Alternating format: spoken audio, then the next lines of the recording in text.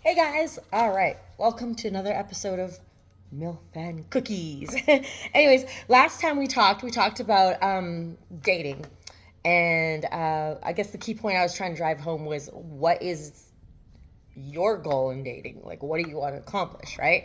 So today I just want to talk about who you are while you're dating. Ooh, I know. So, of course, thinking about dating, you're going to think about, well, why are you dating and who it is that you want to date, what this person has to have in order for you to be like, okay, this is the person that I'm going to commit my time and energy to. But something that a lot of people don't think about is what do you bring to the table? And who are you right now? Are you in a good place to be dating? I mean, whew. Okay, so I had mentioned last time, I had recently, got out of a relationship, and it was like a soul crushing breakup. I mean, I was a shell of a human for months and months and months and months and months. And when I finally snapped out of it, I had to do some like soul searching. And one of the things that I discovered, and I knew I had this problem, and I knew that this was an issue that I had to fix. And I had been trying to fix it for many years, but I just couldn't seem to grasp it. And it took this like crushing breakup for me to be like, holy crap, I need to fix this. And so one of the biggest things that I had problems with in a relationship was abandonment issues. And it wasn't insecurity like, oh, this dude's gonna like go and cheat on me. It was literally, I felt like if they went out for even with dinner with their mom and I wasn't invited, I felt like, oh my God, they're gonna have so much more fun with this person. They're gonna forget about me and they're gonna dump me and they're gonna leave me alone. Like, I mean, they were crazy abandonment issues. And I mean, it's like I'm 47 years old, and it took me till now to figure out how to work through that, and it took a lot, and I'm still working on it. But I mean, I must say I'm a way better person for addressing those issues. And like I said, deep dark work. I have therapy, reading books, learning to be more secure in myself, and knowing that these internal thoughts that I had and this internal speech that was coming at me was not what's actually happening. And I really, really had to work on that. But again, it's made me a better person.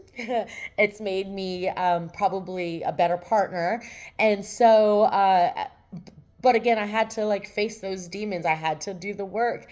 And I think for anybody, doesn't matter if you're a guy or a girl or whatever, going into a relationship, you really need to be real with yourself. You got to get down, get dirty, and be like, hey, this is who I am. This is what I'm going through. This is what I'm trying to fix. That doesn't mean you have to be the perfect person to go into, like, to start dating. It just means, like, don't be a piece of shit. Don't be toxic. Don't be volatile. Don't be, insecure. Don't, whatever. Like, work through those things.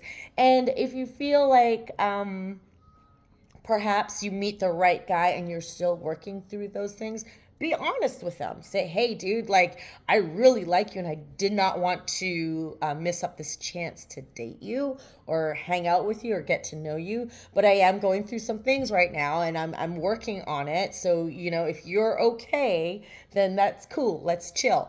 And those are things that you have to be honest with yourself. I mean, when I started, going out for dinners with people, with dudes, and talking to dudes, I mean, I literally would tell them like, hey, I'm still working on myself. I'm working hard on it. And there's a lot of things that I need to like work on to be a better person. But I'm trying. And so bear with me if you're cool with it, all right. But and I'm still like not the perfect person. I'm still not a perfect partner. I'm still working on myself, and I'll always be working on myself. And that's something that you have to realize too. You will always be working on yourself. It never changes. So again, like I said, I'm not a relationship expert. I'm not a therapist. I'm not anybody. I'm just a chick that's gone through a lot of stuff and had to grow up and learn and figure things out, and just like figure out how to date again at my age. It's not fun, but it can be. And like I said, some of my stuff might not even resonate, might not even be important to you, and that's cool too. But I mean, if you can just take away one thing and be like, oh yeah, maybe that'll help. then that's cool. And that's all I'm here for, is just to share my experiences and my thoughts and stuff like that about the things that I've gone through, and just tell some funny stories. So last week, I don't remember if I'm gonna, yeah, there we go. I'm gonna talk about, I don't know if I shared any funny stories, but one of my friends, he's he's one of my favorite people. He's a DJ. He grew up in the UK, but he's Asian. But he's only grown up on like foods in the UK. And so I'm sorry if I'm being stereotypical, but we all know that most foods in the UK is pretty bland, like, mayo, ketchup, fish and chips, things like that. And so whenever we go out to eat, I try to take him to different Asian restaurants for him to, like, taste the rainbow, I guess. And it's always a new thing for him. Sometimes it's too spicy, sometimes it's this, sometimes it's the texture. And my favorite line is, "What kind of Asian are you?" Because he's like half Filipino and half Chinese. And the dude's never had, like, I don't know, we went to this really popular buffet place here in Houston. It's called Kim Sam, and it's mostly Vietnamese. And so I made him try the congealed brisket. I guess it's like a cold brisket, and it's cooked, but the fat is like really cold and it's kind of chewy, and and it's good. I think it tastes fantastic. So I made him try a piece, and he like spat it out so fast. And for him, it was the texture, not really the taste. So that was kind of funny. But yeah, again, going back to what I was saying, fix yourself.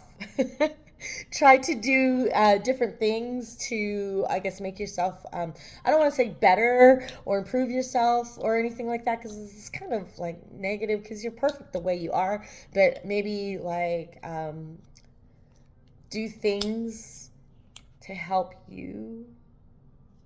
I don't know where I'm going with this, but because I don't think that anybody is really inherently flawed. I think we just have little quirks that we need to work through. So yeah, let's say that.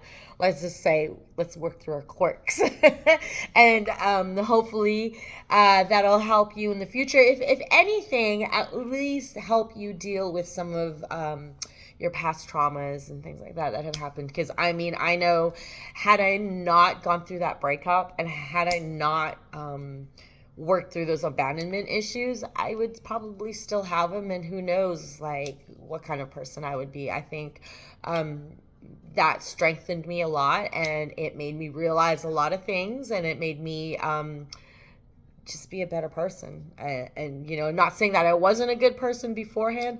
I'm just a little bit better now. So don't be afraid to face those challenges and those issues, and to face those demons. Yeah, they're ugly, and it sucks to admit them. It really does, because that was like really hard for me to be like, oh yeah, I do have abandonment issues, and I have them bad, and I need to fix them.